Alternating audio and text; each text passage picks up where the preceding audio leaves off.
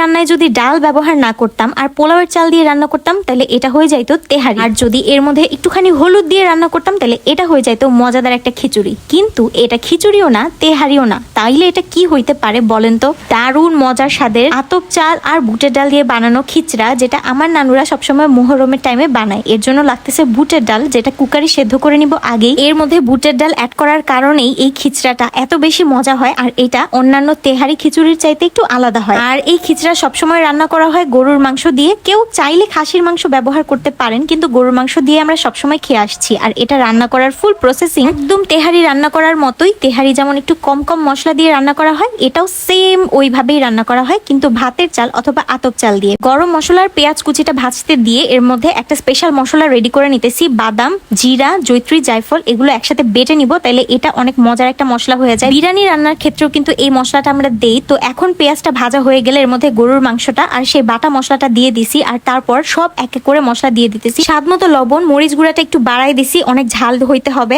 আর একটুখানি ধনিয়া গুঁড়া দিছি, আর কিছু লাগবে না। তারপর আদা রসুন বাটা পরিমাণ মতো, বাস এগুলা দিয়ে ভালো মতো কষাই নিতেছি। এখন একটু টাইম নিয়ে মাংসটা কষাই নিয়ে আর তারপরের প্রসেসিংটা দেখাই দিচ্ছি। আর এটা কিন্তু আতপ চাল দিয়ে আমরা আজকে রান্না করব। আতপ চাল দিয়ে রান্না করলে বেশি ভালো হয়, কারণ আতপ চালটা একটু চিকন চিকন লাগে, আর ভাতের চাল অনেক সময় মোটা মোটা হয়ে যায়। আর এতক্ষণ আমাদের বুটের ডালটাও পারফেক্টলি সেদ্ধ হয়ে গেছে, আর এই বুটের ডাল চাল একসাথেই এর মধ্যে দিয়ে দিতে হবে। তো মাংসটা কষানো হয়ে গেছে না, এর মধ্যে আতপ চাল দিয়ে আগে একটু ভেজে নেই, তারপরে রান্না করা ডালটা অর্ধেকটা পরিমাণ এর মধ্যে দিয়ে দিতেছি। ডালের যে পানিগুলোও ছিল ওগুলাও দিয়ে দিছি এখানে। এখন এটাকে ভালো মতো একটু মাখাই নিতে হবে, আর ভালো মতো মাখানো হয়ে গেলে পরিমাণ মতো পানি দিয়ে দিতেছি। রান্নার প্রসেসিংটা একদম খিচুড়ি অথবা বিরিয়ানি রান্না করার মতোই, মানে তেহারি রান্না করার মতোই, কিন্তু এর মধ্যে যেহেতু ডাল দেয়া হয়েছে তাই এটা হয়ে গেছে খিচড়া। এটা নর্মালি মানুষ খাইছেন কিনা, আপনারা চিনবেন কিনা আমি জানি না। এটা আসলে একটা বিহারি খাবার। আমার নানুরা সব সময় এটা রান্না করতো, বেশিরভাগ সময় মুহররমে এটা খাইতাম আমরা। খুবই মজা লাগে। একটু যত্ন করে টেকনিক খাটায় রান্না করতে পারলে এটা বিরিয়ানির চাইতেও অনেক বেশি মজা হয়। আমরা তো অনেক যত্ন করেই রান্না করছিলাম, খুব ঝুরঝুরা টাইপের হয়েছিল। আর ট্রাই করবেন হাড়ওয়ালা মাংস না দিয়ে একটু চর্বিওয়ালা মাংস দিতে, তাহলে খাইতে অসম্ভব রকমের মজা লাগে। আমি তো চর্বিগুলা বেছে বেছে নিয়ে নিছিলাম, আর